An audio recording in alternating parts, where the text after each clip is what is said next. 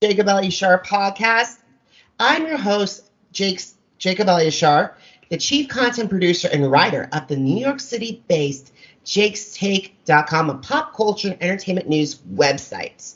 I am so lucky to have this incredible guest with me. She has over 33 million views on YouTube. She has done 2 residencies in Las Vegas.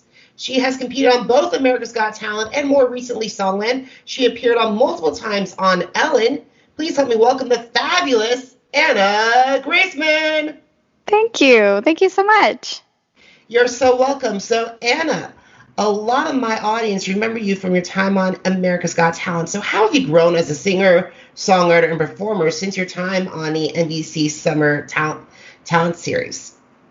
Yeah, well, I was only 11 when I was on America's Got Talent, so I've grown a lot as a person, just in general, and as a songwriter in that I've been able to just focus a lot more on it and really spend even more time focusing on that craft. And as you have mentioned, I did residencies, I've been able to perform and learn and grow, and just that whole experience of being on AGT really was a huge part of that growing experience for sure. Also, you're one accomplished songwriter, and I would love for you to describe your songwriting style to my audience. Yeah, so my songwriting style as an artist definitely leans more like pop soul, and I say that because I've spent a lot of time growing and working as a pop writer, and so I tend to write in that pop style as an artist, but my voice tends to add a little bit of soul to everything I do. So I'd say as an artist, my sound and my songwriting style leans in that sort of genre. But as a songwriter in general, I write for all different genres and all different kinds of music. Awesome. So you have, throughout your career, you've had the opportunity to share the stage with a plethora of artists such as Beck, Kacey Musgraves, and the Lumineers. So what have some of the lessons that you've learned from them? Yeah, it's pretty crazy. When I opened for the Lumineers, I had no idea that's what I was doing. I just had a gig. I think I was 13, and I just knew that I was going to perform, and I flew to San Francisco for it, and it was this huge event, and I found out later that the headliner was Lumineers, and I couldn't believe it. I was so excited. I didn't find out till afterwards. and looking at those artists, I've really just, they're all so unique. They're all so, they don't follow what other people are doing. They do exactly what they're doing and represent who they are. They're not trying to be anybody else. And I think that's what I've learned the most from them, is seeing that they're not trying to replicate what other people are doing. They're just fully embracing who they are and sharing that with the masses. Awesome. So what have been some of the challenges that you've faced throughout your career, and how have you overcome those obstacles? For me, I think one of the biggest challenges has been starting off so young in the industry and not being taken seriously. And being a young female in the industry, it can be, hard to feel like people really see that you're working hard, see that you're taking this whole thing seriously, and that you're the real deal. And so I think that's been the biggest challenge for me, is just being taken seriously as a young female in the industry. I totally understand. So recently you had the opportunity to present your song to Bebe Rexha on an episode of Songland. So how did that happen, and can you describe your experience on Songland to my audience? Yeah, so honestly, the opportunity for Songland came out of the blue, and I was told, they're looking for songs, so you should submit a song. And I hadn't really thought about being a part of Songland up until that point, just because I had been so focused on writing and releasing music for my own project at that point. But I decided to submit a song. I had only just written the song specifically for Songland, because I was like, well, I might as well just send something new in.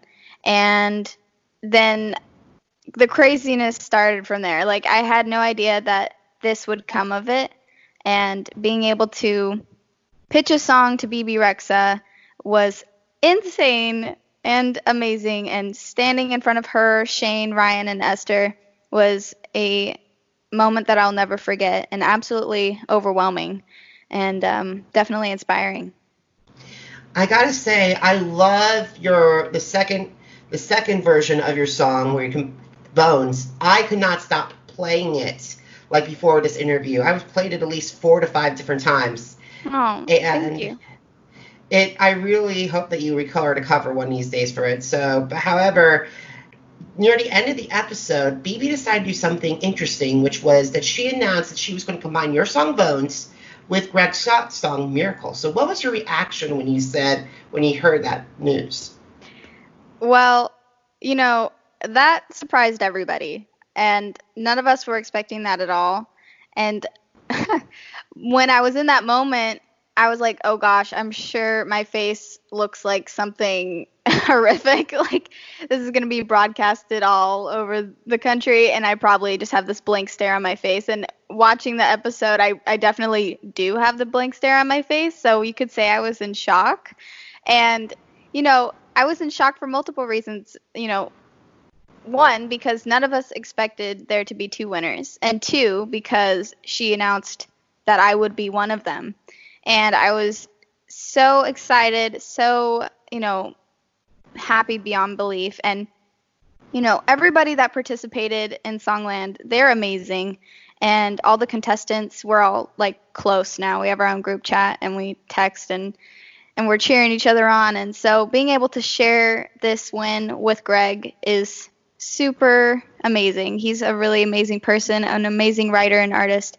And so I'm just grateful that the 2 of us were able to share that, and it's really exciting.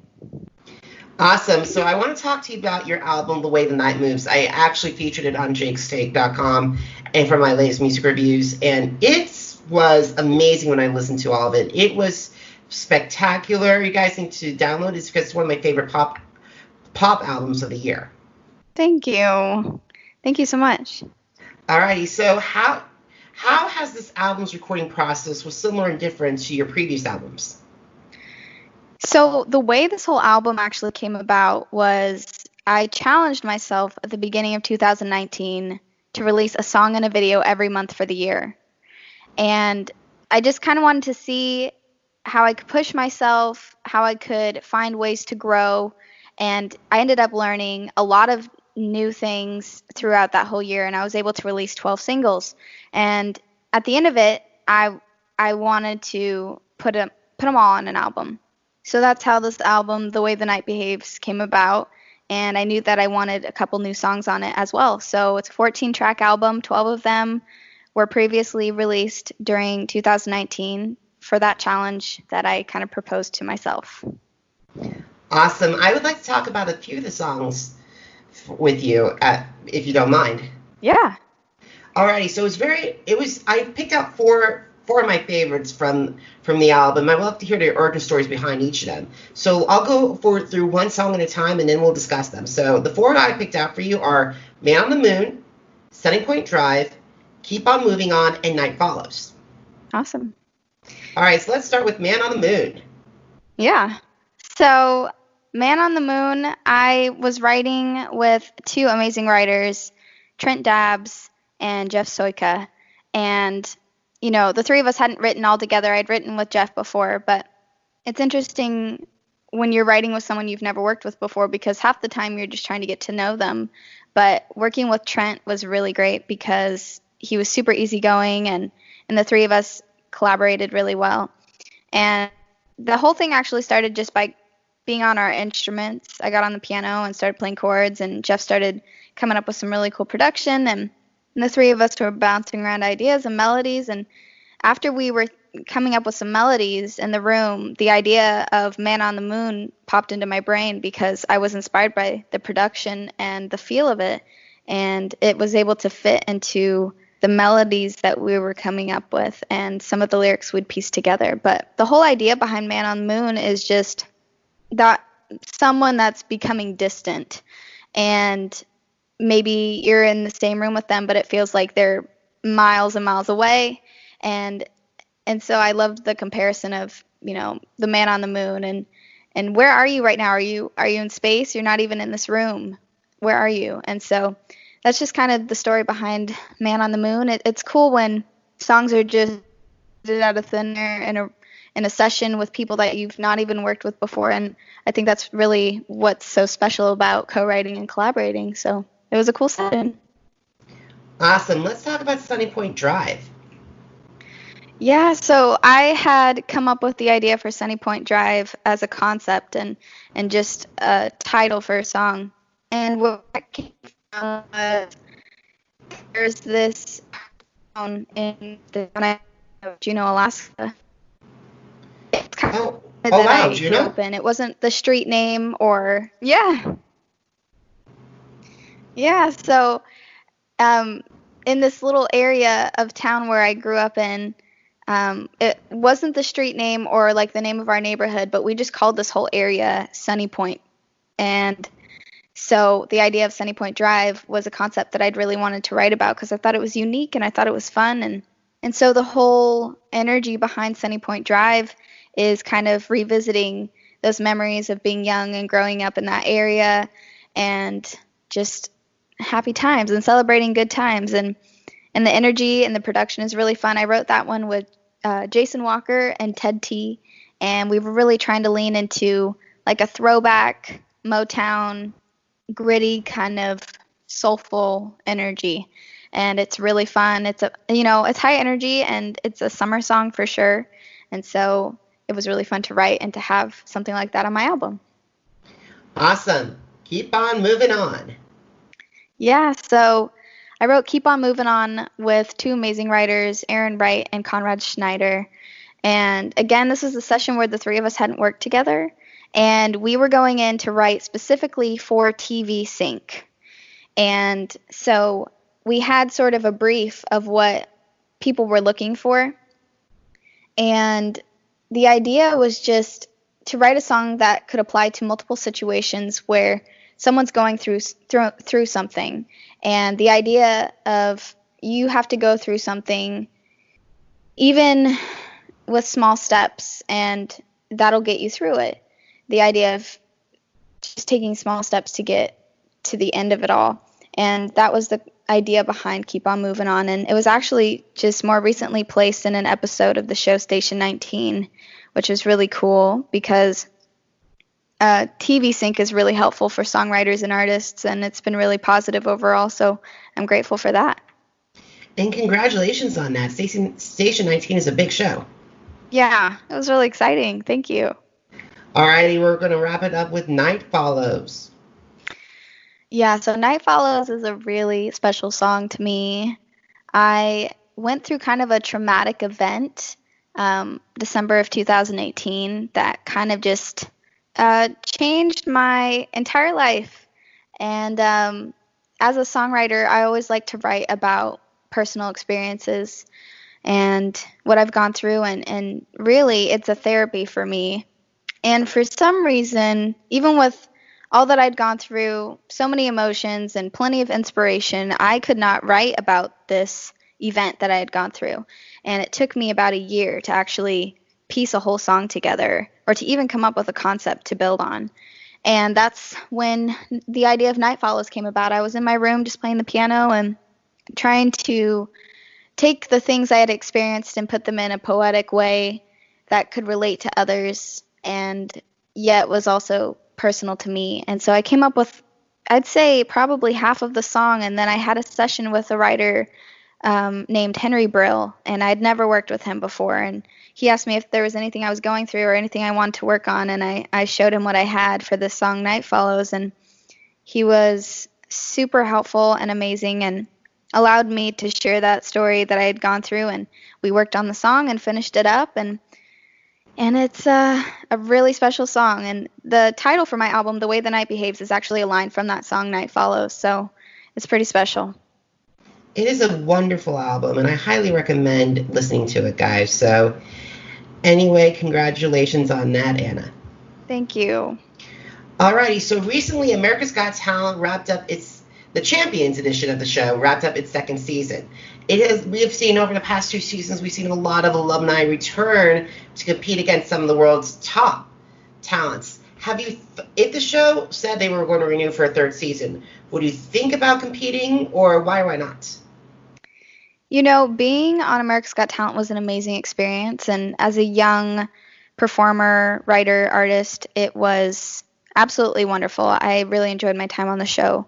For me, I think with where I'm at right now, I think I have different goals than necessarily being on the show again.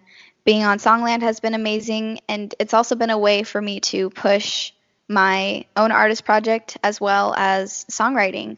And for me, I'm a songwriter first, so being able to really capitalize on that and focus on that is kind of where my mindset is at. So I love AGT, and it was an honor being on the show, but I don't know if I would go on Champions. I totally understand that, and it's basically you're having a lot of success on yourself with your songwriting, with your career so far as an indie, and I think that there's not any. I don't think you have a lot to. I don't think you have to prove it yourself to anyone. Oh, thank you. All right. So, have you thought about any future collaborations between any singers, songwriters, and producers, and how would they elevate your sound? I'm always looking to collaborate. I think that's one of the coolest things out there in the songwriting industry. And for the longest time, I did a lot of things on my own, especially when it came to writing and producing and releasing things. And it's wonderful to do that. There's a lot of strength in that. And yet at the same time, you only know what you know. So being able to collaborate with people and learn from them and, share ideas, I think that can only make the music stronger.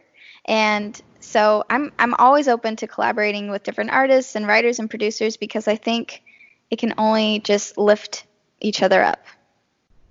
I totally agree. So what have been some of your favorite social media platforms? Are you into big Facebook, Instagram, TikTok, and why do they stand out? I'd say I probably spend the majority of my time on Instagram. It's just accessible and fairly easy to navigate and focus on the things that you want to focus. And so I'm on Instagram. My handle is just Anna Graceman. I'd say all across the board with almost all my social media, my handle is Anna Graceman. And but I'm on all socials. I haven't gotten into TikTok though.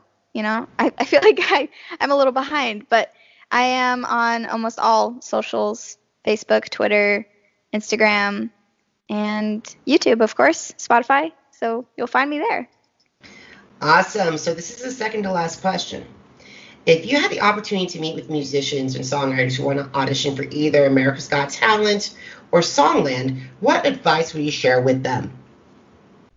I think one of the most important things, regardless of if you're going on a show like that, if you're trying to put music out, the most important thing is just being true to who you are. And I feel like that's really what shines through in the long run, is being genuine to who you are and really pushing what you believe in. Because I feel like if you do that, no matter what, you'll be successful because you'll be doing what truly makes you happy and representing who you truly are. And I think that is really important.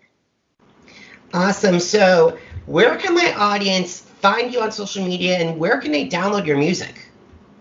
Yeah, so I'm on all social medias. You can find me using the handle Anna Graceman for pretty much all of them. And my music is on all streaming platforms: Spotify, Apple Music. I also have a Bandcamp and a Patreon. And you can find me on all of those. Awesome, guys. Well, if you want to check out more of my interviews, head over to jakestake.com, jakes-take.com. And also, if you want to read my review on Anna Graceman's album, The Way the Night Behaves, it's also on there. You can also catch up on the latest edition of the Jake's Take with Jacob Elyachar podcast on Apple Podcasts, Google Podcasts, Spotify, and also Spreaker. And finally, if you want to connect with me on social media, I'm on Facebook, I'm on Instagram, I'm on Twitter, and I'm on YouTube. My username for that is Jacob Elyachar, JACOBELYACHAR. Once again, JACOBELYACHAR. Anna, I am so grateful that we talked today. It was so incredible. You have an incredible career, and I am so. And hopefully, we can talk again soon. Thank you. I really appreciate you having me on. Alrighty, guys. Have a fantastic day. Goodbye.